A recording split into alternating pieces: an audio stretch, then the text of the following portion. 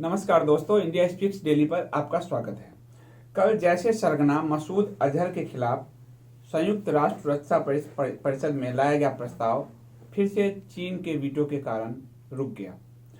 चीन ने मसूद अजहर को वैश्विक आतंकवादी घोषित कराने के भारत एवं वैश्विक पूरे जो अभियान को पलीता लगा दिया।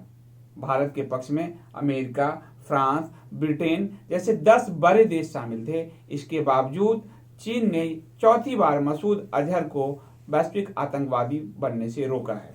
इससे पहले मार्च 2016 में, फिर अक्टूबर 2016 में, अगस्त 2017 में और अब मार्च 2019 में नरेंद्र मोदी सरकार आने के बाद लगातार अजहर मसूद को वैश्विक आतंकवादी घोषित करने के लिए एक प्रयास चल रहा है, लेकिन चीन उसमें बार बार अरंगा लगा रहा है।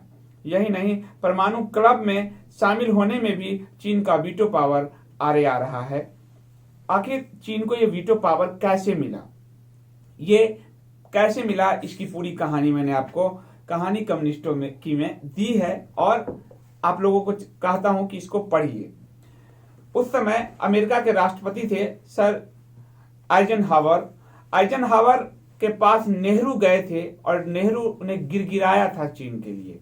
आपको बता दूं, ये खुलासा सिर्फ मैं नहीं कर रहा हूं, ये CIA के अधिकारी हैं, एक ब्रूस राइडल, उन्होंने इसका खुलासा किया है अपनी एक किताब में। ये गुप्त दस्तावेज है। हालांकि हम सब जानते हैं कि नेहरू ने लॉबिंग की थी, लेकिन नेहरू ने किस तरह से अमेरिका के समक्ष चीन के लिए एक तरह से बिछ गए थे और आइजनहावर ने कहा था कि चीन जो है अमेरिका से बहुत दूर है, ये समस्या आपको आएगी, क्योंकि कोरिया युद्ध में हम देख चुके हैं चीन किस तरह का बर्ताव करता है। लेकिन नेहरू की वो एक गलती भारत में कि आज की वर्तमान पीढ़ी को भी बुरी तरह से प्रभावित कर रहा है।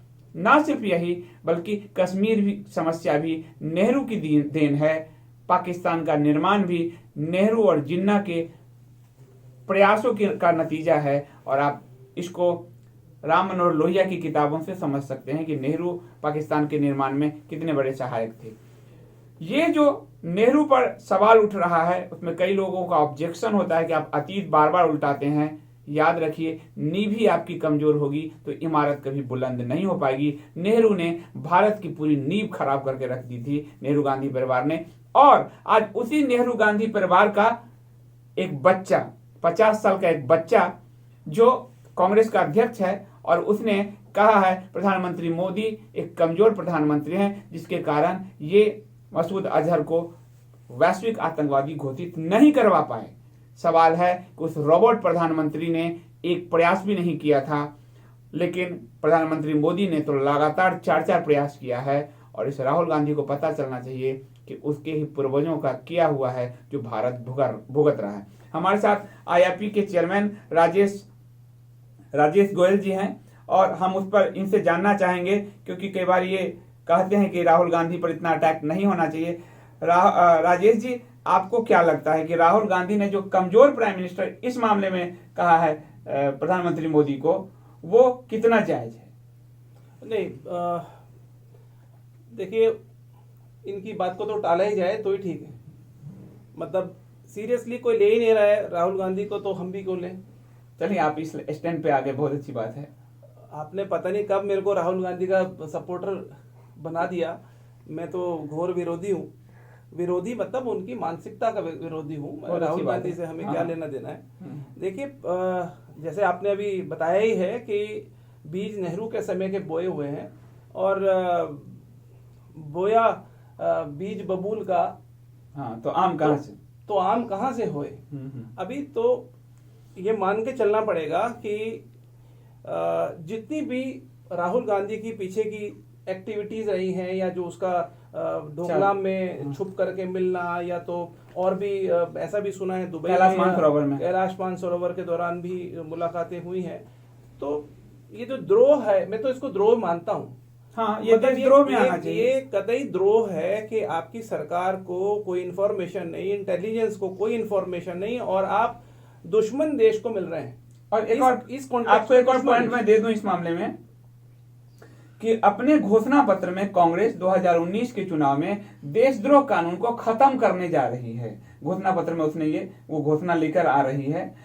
तो मुझे लगता है कि इस तरह के देशद्रोह को और ज्यादा शेल्टर मिल जाएगा। देखिए, इस वक्त देश पे एक धर्म युद्ध है। ये बिल्कुल वैसी ही स्थिति है जैसे एक बार महाभारत हुआ था। बिल्कुल वैसी ही स्थिति है। एक तरफ सत्य है, एक तरफ असत्य है। सभी तरीके के जो भी साम दाम दंड भेद अपनाए जा रहे हैं। साम दान दंड भेद तो लगा ले, वो तो चलने नहीं दे रहे ना उनकी। लेकिन इसके अलावा प्रपंच, झूठ, फरेब, सब तरीके के लगाए जा रहे हैं। लेकिन मेरा प्रॉब्लम ये है, देखिए जनता बहुत समझदार है, जनता को बहुत समझ में आ चुका है कि हम एक बार मेरी एक अभी कल ही बात हो रही थी कि इंडिया गेट पे आप पूछ लो मोदी के फेवर में कितने हैं और राहुल गांधी के फेवर में कितने हैं। तो मुझे उसने बोला नहीं, इंडिया गेट पे मत पूछो। तो मैंने कहा फिर कहाँ पूछें, कि वहां पर राष्ट्रवाद वैसे ही उबाल मारता है। तो मैंने कहा इसका मतलब राष्ट्रवाद मोदी के साथ है, इसका मतलब तो यही हुआ ना। तो पॉइंट ये है, जो आपका क्वेश्चन था वो यही है कि देखिए राहुल गांधी और इनके अंदर जो नेहरू और उस वक्त इनके जो पूर्वज वगैरह लोग हुए हैं, वहां से आज तक जितना भी काम हुआ है, बीज बोए गए हैं, तो राहुल गांधी वही फसल है। और देखिए बिच्छू का ये कैरेक्टर है, स्वभाव है, उसको डंक मारना ही है। इससे ज्यादा तो मैं क्या खुल के बोलूं। आप अगर अभी चाइना को लेकर देखें, अगर भारत में एकाएक अभी एक फिर से उबाल, एक बुखार कहेंगे हम, कि चाइना के सामानों का बहिष्कार करो, और ये हर बार होता है और फिर सफल नहीं होता है। चाइना का विरोध हम किस तरह से करें, और चाइना जिस तरह से भारत के विरोध में पीओके में पूरा इंफ्रास्ट्रक्चर खड़ा कर रहा है, और जो हमारी सूचना है कि वो मसूद अजहर को क्यों सपोर्ट करता है, वो इसलिए सपोर्ट करता है क्योंकि पाक ऑक्युपाइड कश्मीर में चाइना का बहुत बड़ा विरोध हो रहा है उसके इंफ्रास्ट्रक्चर का। वो मसूद अजहर, हाफिज सईद जैसे आतंकवादियों के बल पर अपने इंफ्रास्ट्रक्चर को डेवलप करना चाहता है, उसकी वजह से वो मसूद अजहर और पाकिस्तान की मदद कर रहा है। हम चाइना का मुकाबला किस तरह से करें, सरकार को क्या कदम अब उठाना चाहिए चाइना के खिलाफ? देखिए, सरकार के कदम उठाने के पहले ये हमारी जिम्मेदारी है कि हम कदम उठाएं। अब सारा काम सरकार ही थोड़ा करेगी। मेरा ये मानना है कि अगर जनता, भारत की जनता चाहे तो जैसे पीछे कुछ समय में ऐसा होता रहा है कि हमने अगर चीन का सामान खरीदना ही बंद कर दिया तो यही बहुत बड़ा डेंट पड़ जाएगा। चीन को भी समझ में आ जाएगा, अच्छों को समझ में आई हुई है, और चीन को भी समझ में आ जाएगा। मैं आपको कह रहा हूं कि विपक्ष के पास इस वक्त एक बड़ा भारी, क्योंकि देखिए या तो आप देश के फेवर में हैं या देश के अगेंस्ट हैं, ये हो रहा है। और आप विपक्ष को देखिए, उनकी सारी हरकतें, कि भाषा का इस्तेमाल देख लो, उनका देश के प्रति उनके से सवाल पूछते हैं, इतना बहुत घिन आती है देखते हुए वीडियोस। आज मैं बंगाल का एक वीडियो देख रहा था, वहां पर कैसे भगवाधारियों को उन्होंने, भारतीय जनता पार्टी के शायद कार्यकर्ता थे, कोई रैली कर रहे थे, इसी जो मिग वगैरह गए हमारे वहां, और वो जो तोड़फोड़ करके आए हैं उसके फेवर में कर रहे थे, और कैसे पुलिस वालों ने और वहां की जो सी फोर्स है उसने कैसे मारा है। बंगाल तो एक तरह से आप कहिए अलगाववाद के रास्ते जा रहा है। मैं यही कह रहा हूं कि हमें दो काम करने होंगे जो हमें करना चाहिए, बाकी सरकार को तो करना ही पड़ेगा। एक तो हम ये ठान लें कि अब चीन का बना हुआ माल, एक उधर हमारा मेक इन इंडिया भी चल ही रहा है, तो हम ये खरीदना कम करना शुरू करें। हम बंद तो करें या नहीं करें वो एक अलग बात है, बट हम कम करना शुरू करें। कम से कम 25% सामान अब हम नहीं खरीदेंगे। मैं आपको गारंटी दे सकता हूं कि मैं यहां से, इंडिया स्पीक्स डेली के इस मंच से, मैं आपको गारंटी दे रहा हूं कि मैं अब चाइना का माल, जैसे हमने उस वक्त एक अंग्रेजी अखबार के खिलाफ नहीं चलाया था, एक मुहिम टाइम्स ऑफ इंडिया के खिलाफ, साफ साफ कहिए, कोई बात ऐसा बोल सकते हैं, देशद्रोही है। हाँ, तो उस वक्त हमने जो किया था वही हम अब भी कर सकते हैं कि हम आगे से चीन का बना हुआ माल नहीं खरीदेंगे। याकूब मेनन को टाइम्स ऑफ इंडिया ने बहुत बड़ा कवरेज दिया था, और उसी समय हमारे जो राष्ट्रपति एपीजे अब्दुल कलाम गुजर गए थे, उनको कहीं कोने में जगह दिया था। उसके खिलाफ जो राजेश जी का विज्ञापन का बहुत बड़ा व्यवसाय था, वो उन्होंने उससे छोड़ दिया था। मैं टाइम्स ऑफ इंडिया की इस रिपोर्ट को, याकूब मेनन को इतना बड़ा कवरेज देने को देशद्रोह मैं मानता हूं, कोई माने ना माने। मैं व्यापार की बात करूं कि भारत और चाइना के बीच करीब 82 बिलियन डॉलर का व्यापार है, और ये व्यापार चीन की तरफ झुका हुआ है। करीब करीब जो 60 बिलियन डॉलर है हम उनसे आयात करते हैं, और 20 बिलियन डॉलर के आसपास हम निर्यात करते हैं। हम डेफिसिट में हैं अभी। ये एक बहुत बड़ी बात, नरेंद्र मोदी ने एक बहुत बड़ी बात की है। आप सब मोबाइल यूज करते हैं, अपने मोबाइल के बैक में देखिए। अगर आप MI यूज करते हैं, आप यदि OnePlus यूज करते हैं, Vivo यूज करते हैं, उस पर मेक इन इंडिया लिखा हुआ है। पहले जो हम वहां से आयात होता था और हम टैक्स भरते थे, अब उन कंपनियों के लिए ईज ऑफ डूइंग बिजनेस का माहौल नरेंद्र मोदी ने यहाँ उपलब्ध कराया है। अब वो कंपनियां यहाँ बना रही है और यहाँ से वो निर्यात कर रही है, तो हमारे पास विदेशी मुद्रा बच रहा है। और ये मेक इन इंडिया का प्रोजेक्ट जो है विदेश में जा रहा है। चाइना की जो GDP डाउन हो रही है, उसमें एक बहुत बड़ा वजह उसकी कंपनियों का यहाँ आना भी है। तो नरेंद्र मोदी ने वो प्रयास कर दिया है उन कंपनियों को यहाँ लाके।